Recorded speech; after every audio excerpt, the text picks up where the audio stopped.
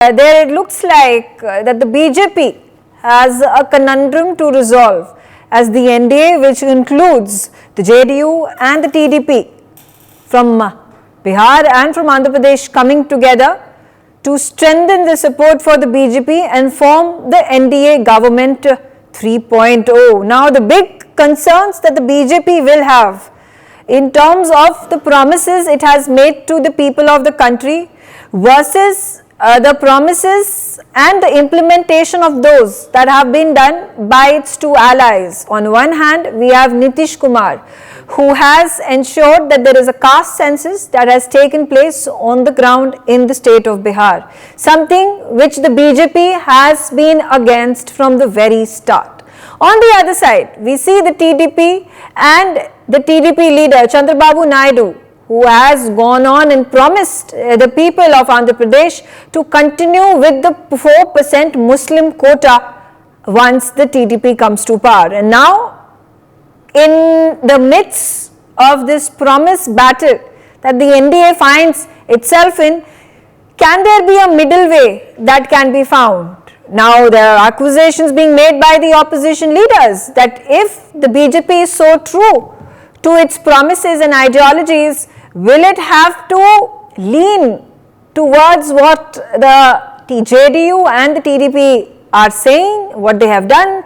And if it refuses to do it, well, will the government fall if both the parties take away the 28 votes that they have given to the BJP to support the NDA government? Let's start our conversation. Joyita Basu, let's hear it from you. Now, this is a difficult conundrum out of which it will be challenging for the BJP to wriggle out.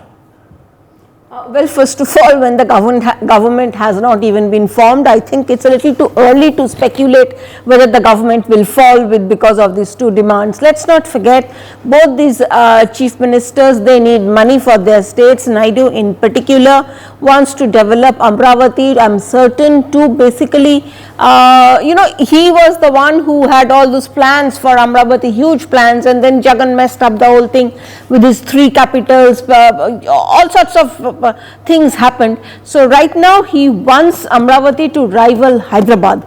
So I don't think Muslim quota thing is as yet his priority. But yes, when it comes to, I think this matter will have to go to court. All these states, they have been trying to introduce these small religious quotas here and there, which is unconstitutional. I do not think it is going to happen, number one. And when it comes to caste census, I don't think even that is going to, there may be certain concessions, but I don't think even caste census is going to be possible. If you have heard Naidu, Naidu has also said that that he would rather have some skilling census than caste census. That is not necessary. And even if JDU withdraws support, which I don't think it will, not right now at least, I don't think that is going to impact the government in any way, because sooner or later, I do not see the BJP sitting on whatever numbers they have got. They will go out of their way, they will try their best to increase their numbers. There is already a lot of talk going on about the people who are likely to join the NDA. I do not think BJP will take anything, their position, for granted. They will keep on striving to do better.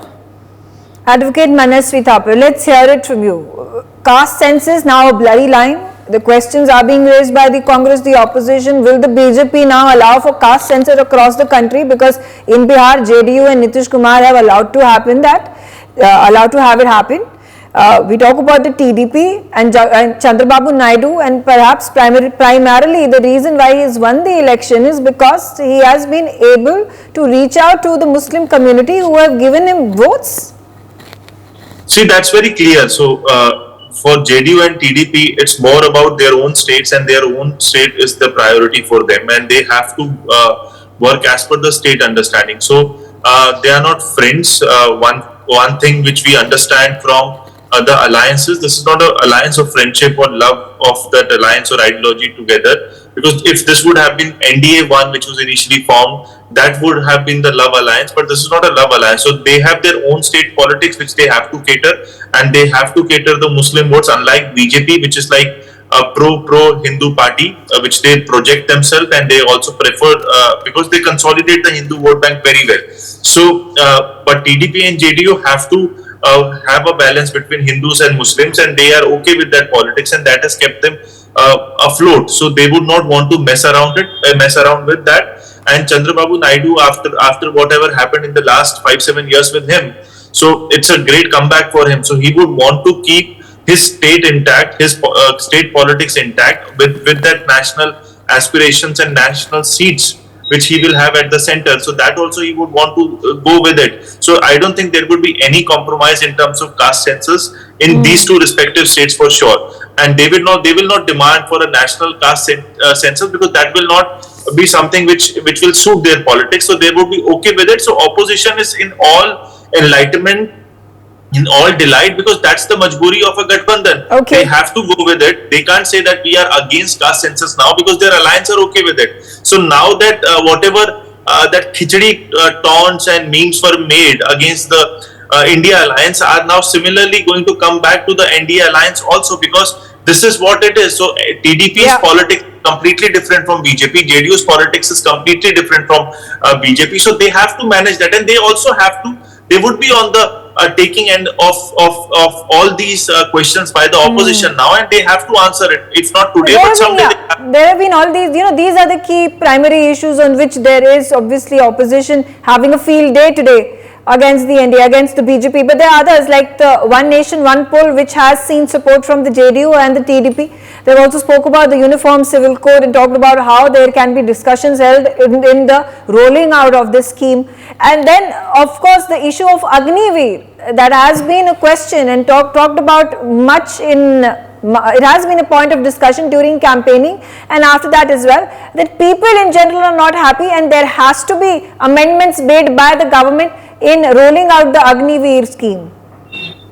See, this is very important. See, I think this government is going to be the best government of the NDA as of now. It's because Narendra Modi ji has got 240 seats. The alliance is there. The opposition is strong. So I think whatever is going to happen in the next 5 years for the country, hope that they stand for the next 5 years. Whatever happens for the country is going to be good. So the question of Agniveer was a failed concept by the BJP. So now it is going to improve. It is going to be modified. It's going to be something which is more amended. So what was happening earlier was there was a unilateral way, my way or the highway. So it was all about his way. So now he has to listen to opposition also. He'll have to listen to alliances also. So that's good for the country. I don't think there are two ways about it. And with respect to UCC, what you said, so that is something which will not hamper the individual politics of JDU and TDP. UCC is going to be a national law, so that is okay with them. So that's something which they'll adjust with their politics. And if it is for the interest of the nation,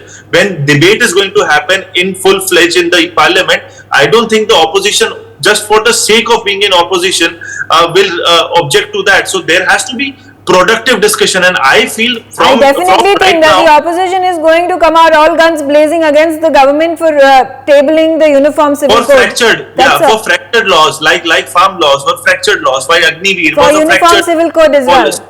So let it come out. So once it is out, if it is not a fractured law, I don't think any individual or anyone is going to be against any law if it is in the interest of the country. Fractured laws like I really wish that happened in our politics, advocate Manasvi. That's the ideal way a political environment should work. That's the ideal way how our parliament and our politicians and MPs should work. That's not how it happens, as we've seen in the history of politics, not just within the country but across the globe. Deshatan Nigam, again a conundrum being faced by the BJP. How do you view it's going to be able to traverse through this problematic situation? Yeah, in fact, political dharma is that you try to do things on which there is a consensus. It's a consensus politics. Now, if there are, points of friction, none of the parties would like to, go ahead with it. Now, say, for example, people are talking about caste census. Caste census was only Bihar. Congress demanded it on all India level. They haven't got the mandate. And so far as the Bihar is concerned, they have already done their caste census. and came out with figures which was actually not matching on the ground. So I don't think that would be a big issue with this thing. Agniveer, yes. Agniveer came on the recommendation of the army only. There were commissions and committees, one after the other, that looked into it. And the states from where, the hill states from where the majority of the people are from Rajasthan, or from Haryana, they come. The results are not bad for the BJP. In fact, from the hills, they have swept the hills. And it's evenly poised in Haryana. And in Rajasthan, yes, they are the biggest party. So I believe Agniveer, maybe, it is fine-tuned, which is all right, because any scheme which is launched or policy which is made, there is always a backward and forward linkages and policy feedback coming from the implementation from the ground. So that fine-tuning or modification is a constant process, and let the government make a call on it based on the feedback that they give.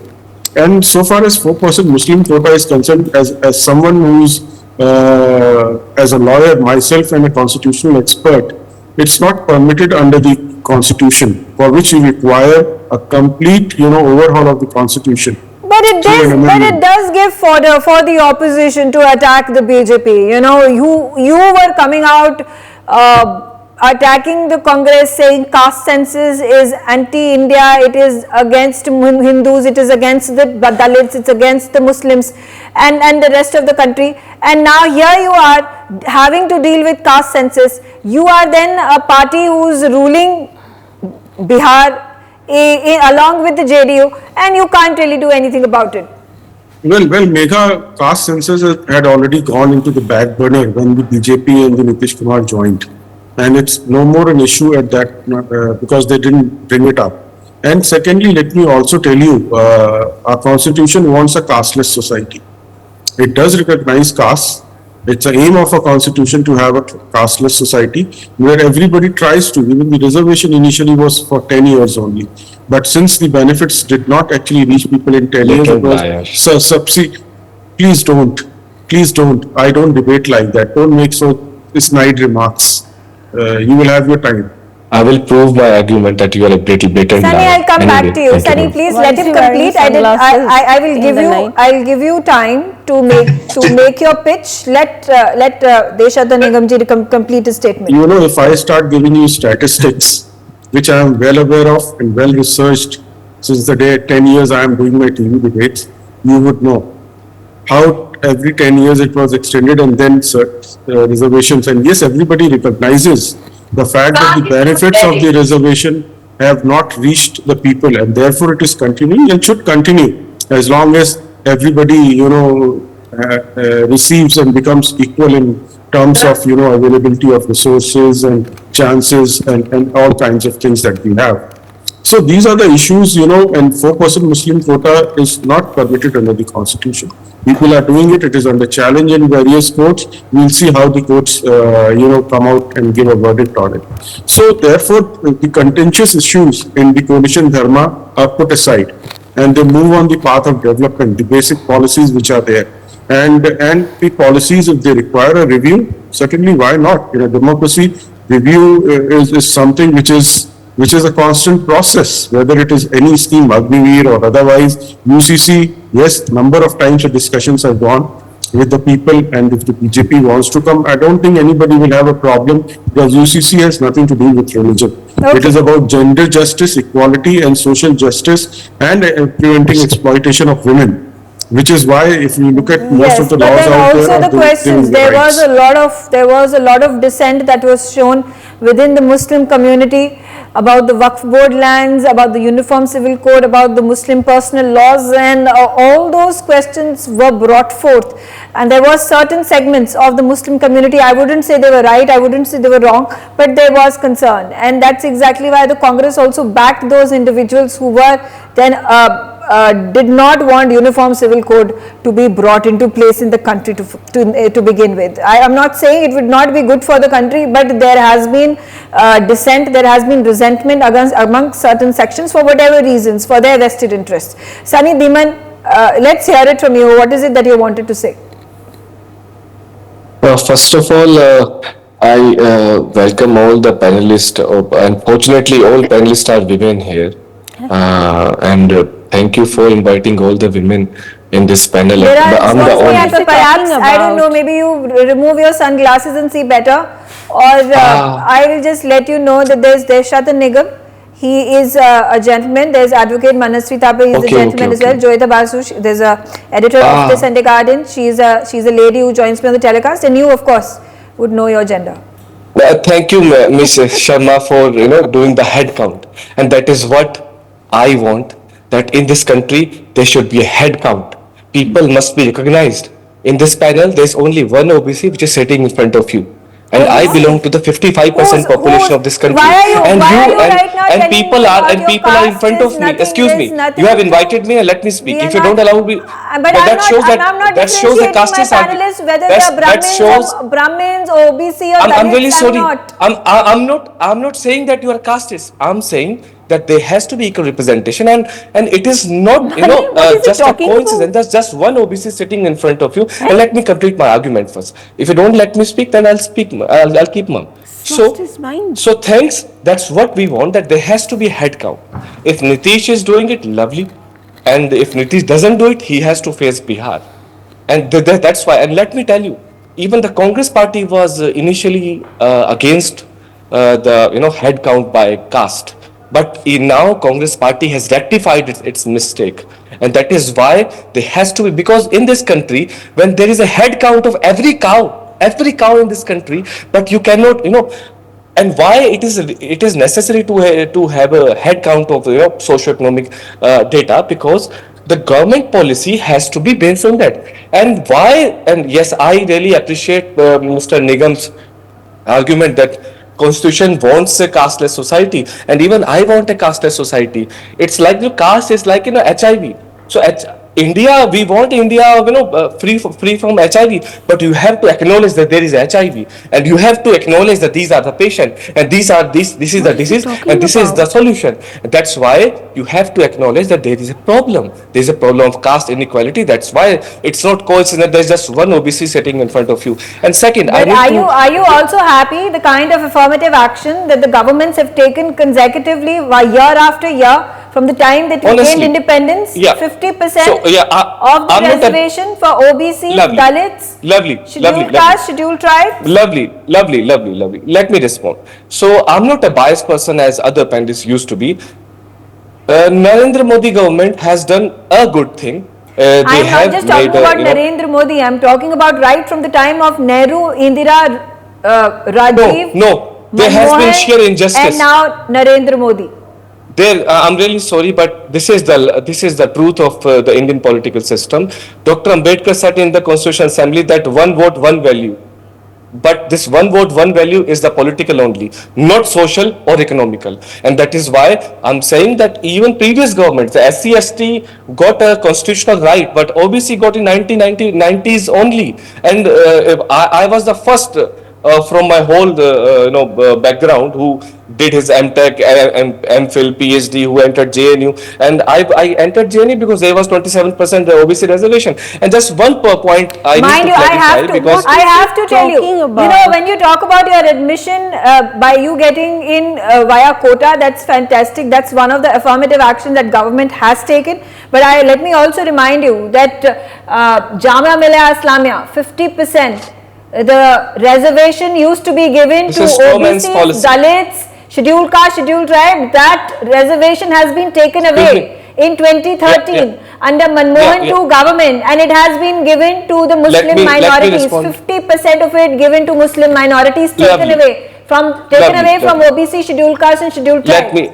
let me just give me I need your 30 seconds. First of all, a clear differentiation between representation and reservation. Mr. Nigam was talking about that the reservation was for 10 years. But I don't know whether you reservation know will allow for law or not. representation, Reservation was never for 10 years. Excuse me. It was never for 10 years. It was a representation in the parliament and the assemblies, which has been extended on every 10 years. Lovely.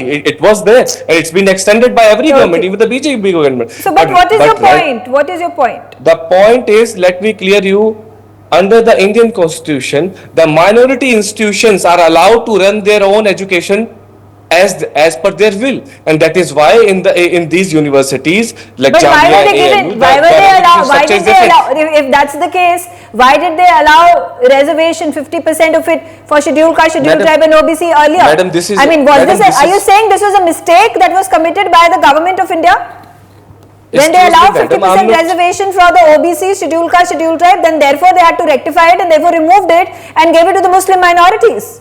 Anyway, Joyita, Ms. coming to Sharma. you. How do you view what Ms. what Sharma, Sunny no, had to say? you have I asked could me not, the question, I could let not me make respond. head and tail of it. Exactly, that's what I was No, going no, to no. say. This is I a couldn't straw man make head or policy, tail madam. of what he was saying. This is You a know, I straw am man not policy. here. I mean, why would anybody Can I be speak? coming to know? Sunny, Your I've turn given is you a lot of over. time, Sunny. Your And I turn only is have over. You have asked me a 25 question. What I kind have of anchor you 25 are? You are minutes. asking me I a have question given and you you are the not letting me platform speak. and you've made your point and I've given you ample amount of time. No, no, you asked me a question, I'll come madam. back, You I'll asked come me a back question to you. and I have to I'll respond come to back that to you. question. You're at this point of time Okay. going in round circles and not making No, sense. not rounder. You Joyita, are using straw man Joyita, fallacy. You are let's- using straw man fallacy. I Let's- was talking about the Joyita, OBC reservation. let Joyita OBC come into represent the the discussion. 55% of. Let Joyita We come are into the the discussion. 55% I will have population to of this force my country. team to But I then, don't see my mute you. representation anywhere. I don't see my representation in your studio.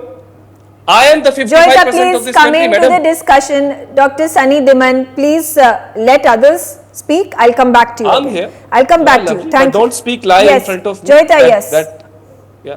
Well, frankly speaking, first of all, here we do not come to this, we have not come to this discussion to talk about our castes. And if you ask me, Megha, I don't even know who is an OBC, who is an upper caste, and also I'm clueless about it. So I'm good to know, That is that upper this caste particular privilege. gentleman is looking for caste representation and all. For God's sake, we are professionals. We work, we go home, we earn our pay package, we hire people. We not for a second do we think, this person is that caste, that person I'm is a that policy and caste. political So let us scholar, not madam. talk about it now, Mr. Dhiman. Please keep your voice shut. Number one. Number two, you see, when we are talking about this particular, when you are talking about this Andhra, this reservation, That's how you Muslim shout on the reservation OBC thing and the that you lower are and talking marginalized about. community of this country. Let's Shut shut him how up the now. upper Please that's how the don't Brahminical victimize people, yourself they- over they here. What shut is down wrong the with people. you, man? I would request my PCR to Play please victim fade card. down his audio. Play- Yes. Yeah, just Thank you. mute him, please. Just play victim card. Yeah, what is, I don't even Yes. understand what he is saying. You're right. I could not make head or tail of what he said. Yes, Okay, Jyoti. now when we are talking about, Andhra Pradesh, you have to look at it in terms of, because after all, it's about a political party.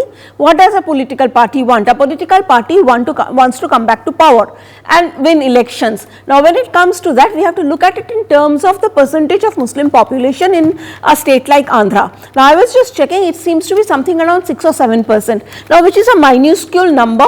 And when you look at it compared to West Bengal, which has maybe 30% or 40% or something, so electorally they are not, I am talking purely in political terms. So you see, electorally when a particular group is not that important and when it is not allowed in the constitution, I do not think that this particular reservation in Andhra at least will be a problem, because I don't think removing this is going to hurt Chandrababu Naidu electorally, but again this I think will go to court and this Okay. decision will come through court. Okay, Advocate Manas Vidhabar, how do you view this, particularly the ideology, the pitch that has been made for the entire period of campaigning about Muslim minority quota, Prime Minister Narendra Modi talking about how Muslim quota is not feasible, it's unconstitutional, and there you have Chandrababu Naidu promising 4% Muslim minority quota. If he comes to power, he will allow it to remain in Andhra Pradesh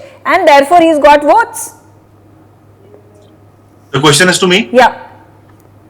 I think this is what is going to happen. So the majburi of that Gathbandhan is going to be very vivid, very evident, and BJP 2014 onwards, BJP has not had that kind of Gathbandhan ki majburi.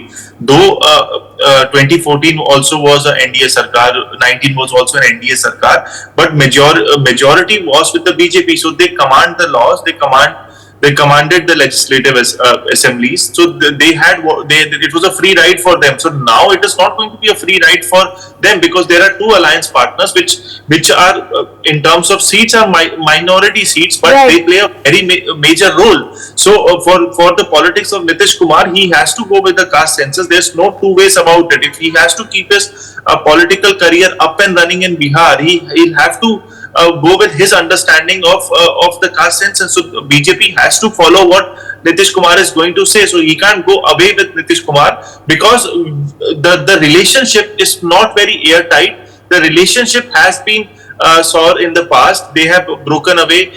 There was a different idea 4 months back with Nitish Kumar and BJP. It was an idea wherein Nitish Kumar was the chief architect of India Alliance. He was bringing the opposition leader. So if you don't massage his back, if you don't understand what he wants in the Bihar politics, so BJP is going to fall, and that is because of the shortage of numbers. So what happens for BJP? It has to be a super NDA. BJP, which is But BJP, is there anything wrong in it? Running coalition government and I want to bring back, because I think the UPA, whenever it has formed government, right? Manmohan Singh 1, Manmohan Singh 2, they never got majorities. Even in the past, they have not gotten majorities. I think only till the time when Rajiv Gandhi got killed. That was the time it got 400 plus. After that, UPA has not been able to get a majority in the Lok Sabha elections, and still it has formed government and run. I feel coalition is a good way of governance. Why? Because it is not a uniform political party which is going to sit in Delhi and decide for the entire country. With coalition, now what happens is there is going to be a South angle with TDP coming into play. There is going to be a Bihar angle and UP angle with Nitish Kumar coming into play. So this is going to be good for the overall country's policy making, law making. It's good for them. And how do they run it? The only problem when the coalition comes is the fear of breakaways. If you're listening to all the political parties, if you're listening to the representations properly, I don't think any political party would fail. But what happens here is the fear of breakaway of partners is going to be there, and it is going to be more here because in the past they have broken away. But in terms of representation, I think coalition is a good way of representing the parliament and the government, taking all the communities and castes together, and the representation of the vote banks also together. It's a good way, and I feel it is going to be a good way for BJP also if they understand and don't break the parties. If they do that, it's an upskill for them. It's a skilling up, that instead of winning election, they break parties. So if they skill that up, let's join hands together for the progress of the nation, with alliances partner being together, and let's understand each other. Let's have a table talk, round table discussion. What does Bihar want? What does Andhra want? Let's take the country ahead. Okay. Deshadan Nigam, quickly talking about the states who need to be handheld and therefore support needed not just from the state government but the central government, and then brings me to the question about double engine sarkars and how they function better. Well, Megha, in fact, it's always better if there is a kind of cooperative federalism and two sets of people, two sets of entities, both center and the state, cooperate with themselves, and it should be performance based. The amount of money which is released, and if there is no corresponding performance or development, then obviously the questioning starts, because you have a CAG audit and so many other things. Now, the issue arises out here, the constitutionality and the caste census. The caste census is Bihar specific as of now, which has already been done, so I don't think it will be much of a problem. Secondly is the Muslim quota. Muslim quota, Chandrababu Naidu has the absolute numbers, where the BJP out there is a supporting partner, but even if the BJP was not there, he's got absolute numbers if he wishes to do it, but it will be challenged in a court of law.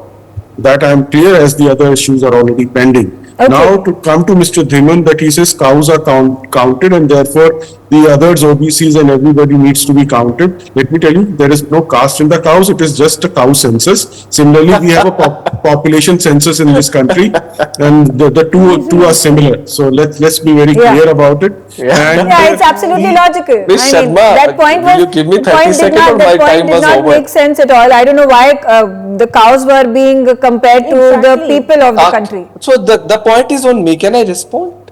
Yeah. Am I allowed to speak? Yes, please. Madam, for 3,000 more, not 3,000, but 2,000 years, more than 2,000 years, the majority of this country, the Shudras, they were not equated as human.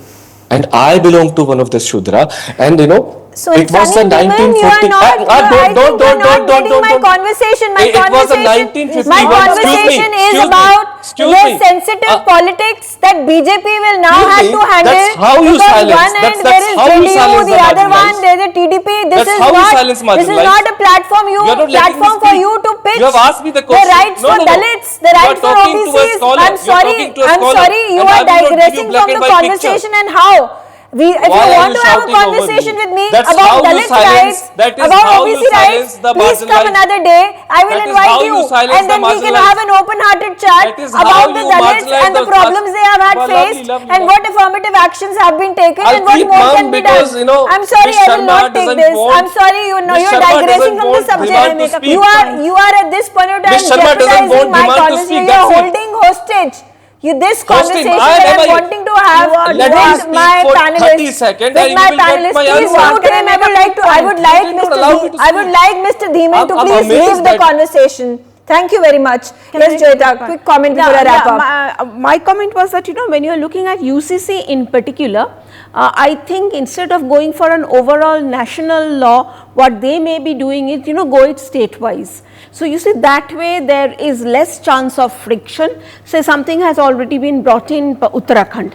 Now, if the BJP ruled states one by one start bringing in You are not UCC, allowing me to speak, then madam. what happens is that, then it is kind of, because if they go for immediate UCC for the whole country, then it will be a lot of, as I said, a lot of problems may crop up. So, I think, or at least I have been hearing that they may go state by state. Okay, all right. For more such videos, subscribe to the NewsX YouTube channel, hit the bell icon.